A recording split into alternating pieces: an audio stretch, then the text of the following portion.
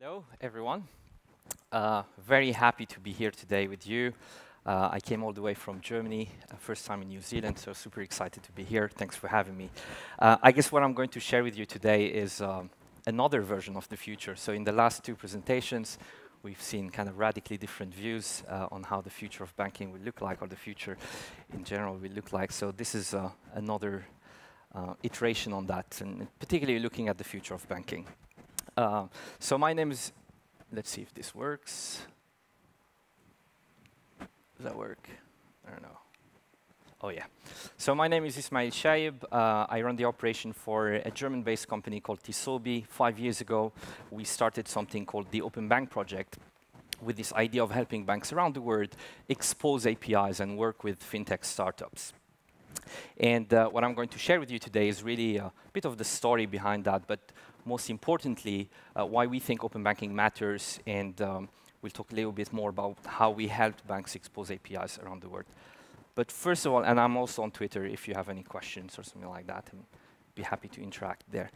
But first, let's start with the story. I want to tell you this story. So early 20th century, Henry Ford started producing the cars and Model T cars, and he was famously quoted saying something like, you know, my clients can have any cars they want in any color as long as it's black. And for a long time, that was true. All the cars, all the Model T cars that were produced was only black. And the reason for that is because black was a color that kind of stays longer, it's cheaper to produce, and also, importantly, the whole process was designed to produce black cars. And it was hugely successful for many years. It was obviously the success that we know, up until the early 20s, where the kind of arch nemesis of Ford, General Motors, wanted to kind of step up their games and compete with them and surpass the car sales of Ford. And so, under the leadership of Alfred Sloan, they were thinking of how can we compete with these guys and get better.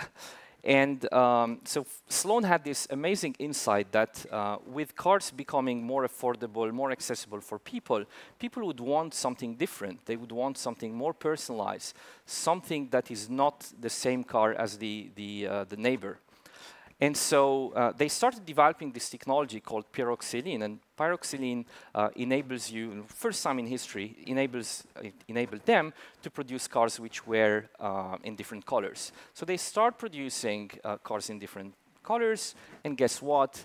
It was a boom. It was the first time in history General Motors sold more cars than Ford. It was a huge success until years later Ford caught up and the whole industry started producing cars in different colors.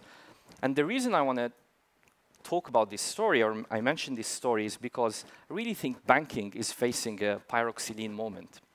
I really think we're at that moment, at that era, where everything is going to change, and where what customers expect is really different from what we've been doing for a long time. I think we're at this moment where we're going to be moving away from a one-size-fits-all approach, where we give the same product to all of our customers, to a model where we give our customers choice and we give them personalized services. And that moment, that era, is possible because of open banking. And I'll talk a bit more about that later on. But why now? Sorry, I'm going to talk about now. And I think it's because the reason is, the most important change is that customer behavior has changed. The customer we have are different. They have radically different needs. No two customers are really the same. There's this niche coming up everywhere. They have different expectations. So if we talk about mobile banking today, as a bank, the benchmark is not the bank, the mobile app of the bank next door. The benchmark is actually the Uber, the Airbnb of the world. So like a higher bar for when it comes to expectations. So that's the expectation you need to match. So really, customers completely changing and wanting more and wanting different things. And then the other point here is that there's this kind of army of new solution providers emerging. to use a term discussed before. So you have this army of, for any functionality, every functionality that is provided historically by a traditional bank is now offered by a nimbler, smaller company which is only focusing on that particular service and providing that service sometimes cheaper, sometimes better, but usually with a better experience. So as a bank, how do you compete with that? How do you stay relevant in a world where customers are changing and you have new software proposition and services popping by and experiences popping by? And we believe the solution is open banking. So just by way of a definition, actually, if you take 3 guys and you ask them what's open banking, they will probably have 4 or 5 different definitions. Ours is that open banking is really giving the customers, the end users, control over their data. So it's really the ability for banks to expose data and services to third parties with the consent of the end user. And this is a very powerful idea, I believe. And I think in the future, every bank will have an open banking program. So in the future, what you will see is, again, that's our thesis, I guess. So what you will see is your bank will give you access to an ecosystem of apps and services. So as a consumer, you will be able to cherry pick and choose the apps that works for your particular needs. So visually impaired people will have maybe an app for them that speaks the balance instead of showing it. The elderly will have apps for them, maybe with bigger fonts. Teenagers will have apps for them connected to Snapchat. SMEs will have apps that compare different loan products and give them the best recommendation, or apps that forecast cash flow, etc., etc., etc. So the possibilities are really endless here. And so it's again moving from a set menu kind of approach to a buffet style where the customer can choose what works for their particular need or their particular diet. And the way to do this, so to enable this explosion of apps and services, you need to have APIs, right? You need to have these sort of data pipelines which connects to software products, so the bank from one side and a third-party service from the other. So you need to have APIs. And and the reason so yeah, I can skip that one. I think everyone knows what an API is. And that future is already, well, I guess why this is relevant. So no, I think let's talk about this first. So that future is already happening, right? So this is no science fiction or anything like that. It's already here. Close by in Australia, we have several banks with developer portals and API programs. NAB has been running an API program for the last 2 years or so. Citibank has an extensive API program. They're doing interesting card-based partnership with Qantas, completely driven by APIs. So really, and also outside in the US, in Europe, plenty of banks already adopting APIs and providing APIs to third-party and working with third-party providers. We've run a survey last year with 130 banks, and I think over 60% said they either had, or 70% said they either had an API program already, or they're planning to do one in the next 12 months. So again, this is really coming. And now you might ask, why would bank would want to do that, right? Why would they want to give away their data and services to third parties? Well, there are three use cases for using APIs. So the first one is internal efficiencies. So having APIs helps you get better and faster at doing what you are already doing, right? So it gives you an agility and flexibility that you don't get necessarily if you're still interacting with your legacy system. So APIs gives you, it's faster to deploy new products using APIs. The second use case, the second benefit, and for me the most exciting, it's this external opportunities, right? So having an API helps you reach out to an army of third-party vendors and developers. It helps you connect with these third parties, run partnership a lot faster, enrich the customer experience with different services, and of course turn some of these relationships into a revenue stream, right? So you can monetize these APIs as well. And that's where I see the future of this going. And then there is also another use case for this. It's regulatory compliance. So you do it because you've been told to do it. And actually there is a bunch of regulatory, there's a wave of regulation around the world pushing banks to open up APIs. And we'll talk a bit more about that in a moment. But just wanted to kind of show or map these use cases to 3 types of APIs. So there are 3 types of APIs. You have the sort of private internal APIs, which are only used by the bank staff. So it's only internally. That has been used for many years. Nothing really new here, but again, here the advantage is because you're using APIs and new modern standards, you gain agility, you gain flexibility, you gain speed to market. The second type is the partner-only APIs, where the bank decides with whom the bank wants to work. So you decide preemptively, I want to work with you guys, I trust you, here is access to our APIs. And then there is a third type, which is I guess the most exciting as well, the open APIs, right? Like this is what we are all talking about here. It's open APIs that, so you're giving access to your data and services, not necessarily to someone you already trust. You're just giving access to someone who's authorized, who has consent from the end users. And this is also what the regulator wants, right? They want these sort of APIs which are accessible basically for everyone. So let's talk about regulation now. So as I was saying, there is a kind of a global wave of regulation started in Europe and the UK. We've been very much involved in the UK work. So in Europe, there's a regulation called the Revised Payment Service Directive. I'm sure a lot of you here are aware of this, but basically PSD2 says that every bank in Europe, over 10,000 financial institutions affected, every bank needs to open data and services. So it needs to open access to account information, to transaction history, and payment initiation services. So they have to do it, right? This is, again, this is happening, and this is being passed into law in each member country. The UK has done something similar and with their open banking legislation. And then we see this happening also in India, South Korea, Japan, Australia, different Mexico as well, where we are working. And when you look at this different regulatory program regimes, you see there 2 main components to them, right? So on the one side, it's is it driven by regulation? Is it driven by the central bank saying you have to do that? This is the case. This is what happened in the EU or in the UK. So in the UK, the Competition and Market Authority said to the 9 biggest banks, you guys need to expose APIs. So is it driven by the regulator, or is it left to the market? And I think that's what's happening here in New Zealand. Singapore is another example of that.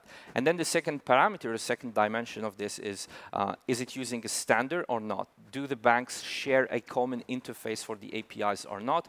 Again, here in New Zealand, the current thinking is to have a standard, a common interface for all the banks.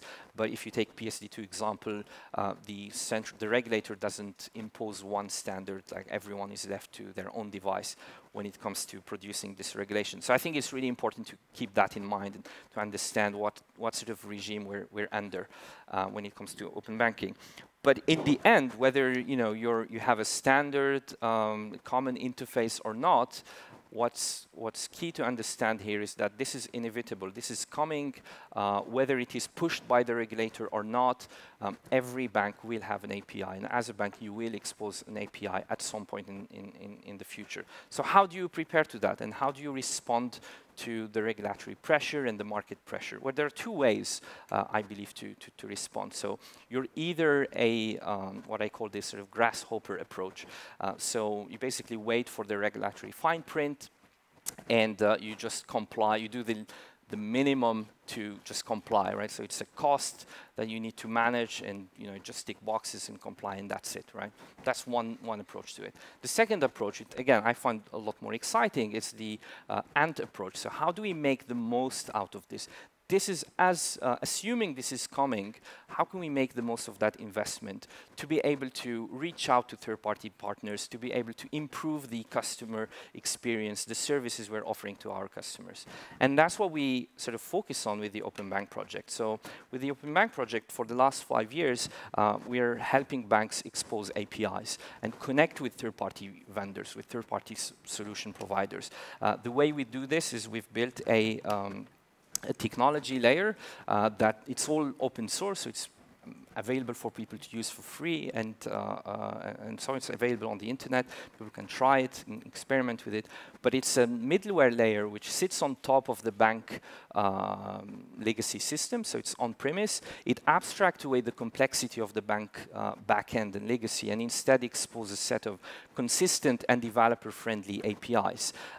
We have a list of, that works. Yeah, we've built a catalog of open banking APIs, so pre-built. The bank doesn't have to go through the whole design of these APIs and figuring out what's a good API, so they just pick off the shelf these APIs. We have 160 today. Of course, the access to payment, transactions, payment initiation, sort of regulatory typical scope, but we go way beyond that. We believe the opportunity is way beyond just making a payment through an API. What about KYC? What about card management? What about data analytics, et cetera, et cetera, et cetera? So there's a lot to be unlocked. There's lots of value. We're in an industry which has been kind of operating on a closed model for so long, so there's a lots of value and assets to be unlocked and to be opened through APIs.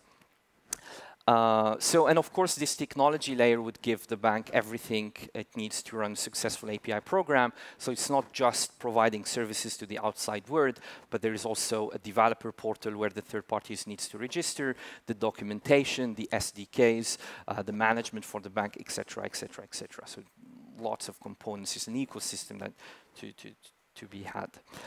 And the last thing that we bring to the table, that we provide, which is quite unique to the Open Bank project, and which is, in my opinion, critical for the success of any open banking program, is actually the people, the talent.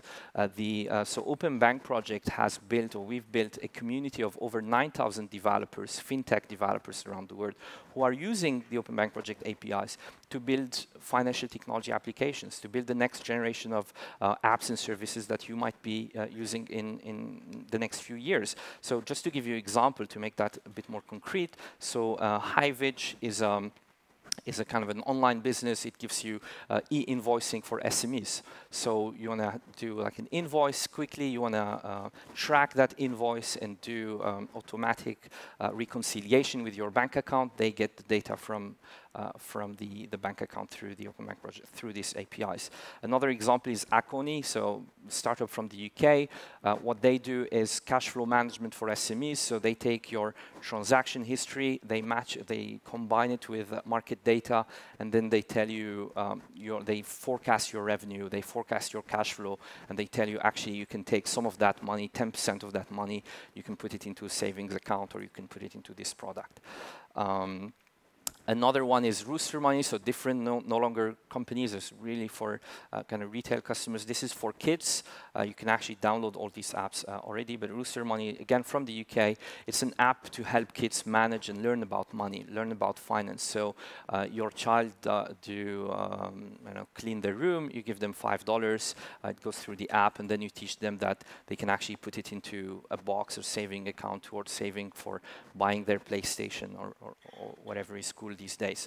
So really different solutions that, again, can be unlocked. And even crazy solutions, even funny ones. So when we started the Open Bank project, one of the first examples that we've built ourselves is this thing called Singing Bank. Actually, if you go on singingbank.com now, you'd be able, probably don't go now because it makes sound, so it would disturb the conference. But basically, what it, again, it's really a token, it's really a token application, but basically it takes your bank account and make music out of it. So whenever money comes in, it's a high-pitched note. Whenever money comes out, it's a low-pitched note. So really a funny thing and a token thing to show the power of innovation. If we can do this thing, then we can do a lot more useful stuff as well. And again, the possibilities are enormous and probably endless. And this is what's coming next. So that's for the Open Bank project. We work with about 40 bank customers, so the likes of BNP Paribas or Santander in the UK, helping them with their API programs. And typically the journey we take them on, and this is, I think, relevant and useful whether you're using Open Bank project or not. The journey has 3 key steps, right? So the first one, very critical, is about experimentation.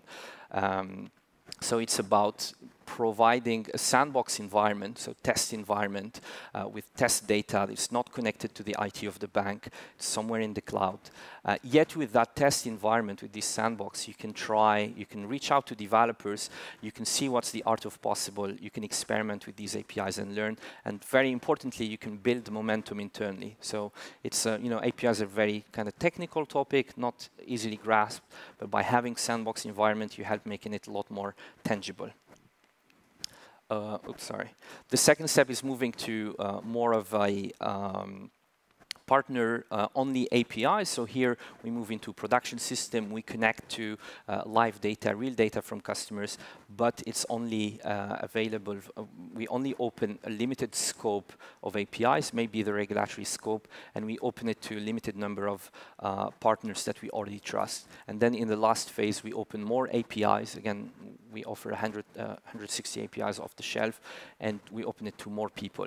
And even at that stage, the bank has total control over that, over these APIs. So the bank decide which APIs to open up, who to partner with, and the bank can revoke access at any point in time. Of course, if that's not overridden by a regulatory framework. So like just maybe finishing on the case study we've done, we've worked in Australia and with the Australian Payment Council, and Leila is here from the Australian Payment Council. So what we did is basically and that was I think a really nice step to build momentum in the industry. We started with an industry sandbox, so we had an industry sandbox led by the Australian Payment Council, 12 financial institutions coming together around this off-market and test development environment, providing data and some business and problem statements. We've also run a series of hackathons. We did hackathon in Melbourne and Sydney. I'm sure you're aware of what a hackathon is. So it's kind of an innovation exercise where we get developers and fintech together in the same room. We offer them business challenges. We offer them a sandbox and data and APIs, and we ask them to build something new in 48 hours. And usually the results are amazing. It really helps change the culture, and it really helps make the open banking a lot more tangible and see the art of possible. So that's a really nice first step if you are going to an open banking program and regime. So I have 5 minutes. I really want to have make some time for question and answers. So I'll kind of be quick on this one. So this is the last slide. What have we learned in doing open banking for over 5 years? So the key lesson, if there is one thing you want to take out of this talk, and that's it, it would be treat your API as a product. If you do treat your API as a product, everything is going to be fine, right? And treating your API, so an API is a product, right? It's a new channel. It has a customer audience. The customer is developers. So it's kind of it's different, right? But we need to learn. But it's the same dynamic. These are the customer of this product, and we need to tailor it to their particular requirements and need and so on. So really treat your API as a product, and everything will be fine. The second, very important here, do not wait for regulatory fine print. I know there is an API pilot going on with Payment NZ, and I think that's all great, and we've heard the Minister of Commerce this morning, but there is an experimentation step to be had. So make sure you are involved and you're not just being a grasshopper and waiting for regulation to come and then see what happens, right? So I think try to understand what APIs means for you, what open banking means for you, how can you make the most out of it, right? Like maybe there are particular business use cases that you can unlock and open through APIs that make sense for you, but not for your competitor. So really important to do that early on in the journey. Engage with third parties. Again, early on in the journey, engage with third parties. Try to understand should you have APIs, what are the type of solutions that can emerge, right? Like what are the sort of fintech that exists in the market here. and try and build relationship with these guys and girls. In the future, you might go into production with some of them. And hackathons, sandboxes, these are really good tools to do that, to do that engagement. Plan a route to production. It's not just, it's not enough to have a sandbox test data and that's it. Really, you need to, what third parties need is real data. So make sure you have a plan to go to production, to engage your IT teams early on in the discussion, to engage the business key stakeholders and identify use cases you can go with and open as APIs early on. And in the end, be agile. Like, no one has answers to this, right? Like, I think that's the good news. This is completely new for us as an industry. We will learn stuff as we go. We will fail sometime, and that's fine. So I think, like, try and be agile in addressing this. And then lastly, I think, again, this is inevitable. This is coming. So the key question here for you is, how are you getting prepared to face that and to make the most out of it, out of this opportunity or threat? Yeah, thanks. Thank you.